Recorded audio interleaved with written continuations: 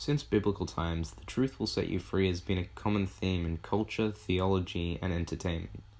The legitimacy of this proverb, however, has been debated throughout the ages. Is truth always as liberating as we'd like to think, or should some lies be left undisclosed? In John chapter 8, John writes about an interaction between Jesus and a group of Jews who had previously taken Jesus' side in a dispute between himself and a couple of the Pharisees over religious law and morals, namely those of adultery. In verse 31 and 32, Jesus tells them, "If you hold to my teaching, you are really my disciples. Then you will know the truth, and the truth will set you free." In this verse, Jesus frames himself, or at least his teachings, as the truth, proposing that he will set his disciples free. In Jesus' society, this proposal would have been a confronting revelation, because the Jews had previously imagined themselves as the holders of the truth, whereas Jesus is suggesting that their current age-old paradigm is false and outdated.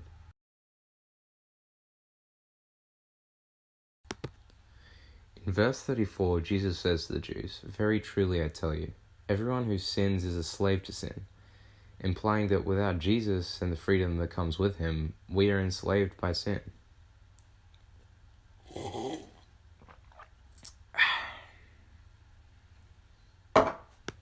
In verse 33, the people challenge Jesus, saying, "We are Abraham's descendants, and we have never been slaves of anyone." Jesus explains that if they were truly Abraham's children, then they would not be slaves to sin, but because they refuse to accept Jesus as the true Son of God, then they are all sinners.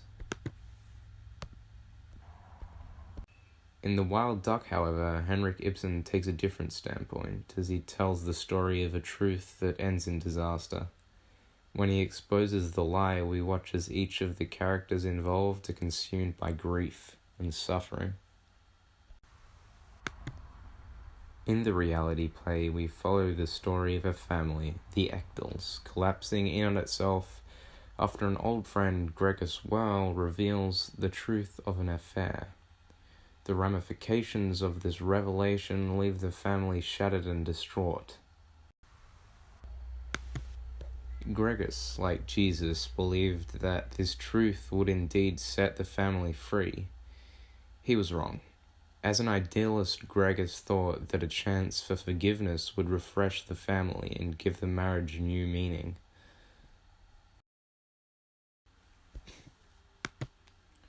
This jump to realism, no doubt, is a comment on the societal reformation brought about by the Industrial Revolution and the unromanticization of life in general.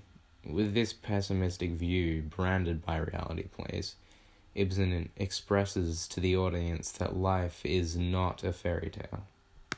Even after their own daughter, Hedvig Ekdal, may have ended her own life, Gregis suggests that this pretty theme for declamation will bring the family back together, claiming that she didn't die in vain.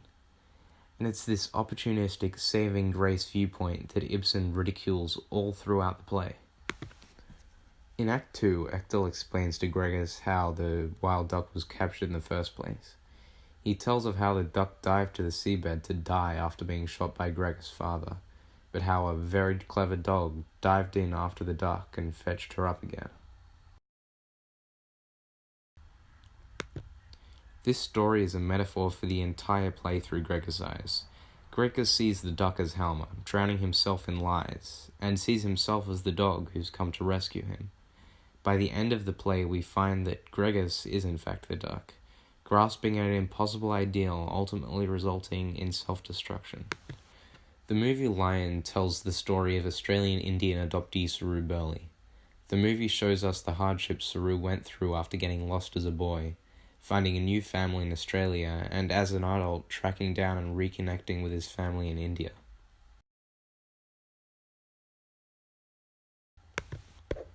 Unlike the wild duck, we watch this story unfold through the eyes of the truth seeker, as Saru searches for truth in pursuit of freedom. As he grows older, Saru finds himself enslaved by his forgotten past and his lost family, just longing for some sort of closure.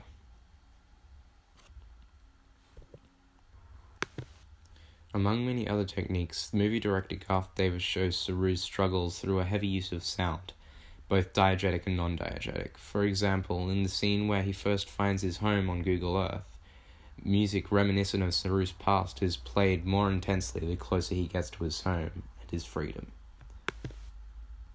Davis tells the story as an epic search to remove this burden from Saru's back.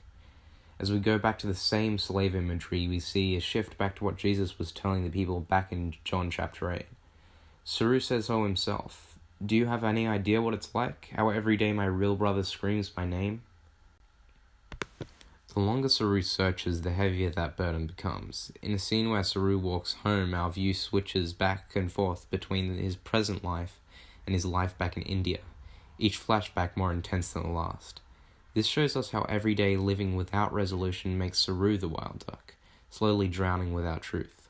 At the end of the film, we see Saru reunited with his family, and despite the news of the death of his brother, the closure granted by simply knowing the truth at last brings him his freedom and the peace of mind he'd been searching for the rest of the film.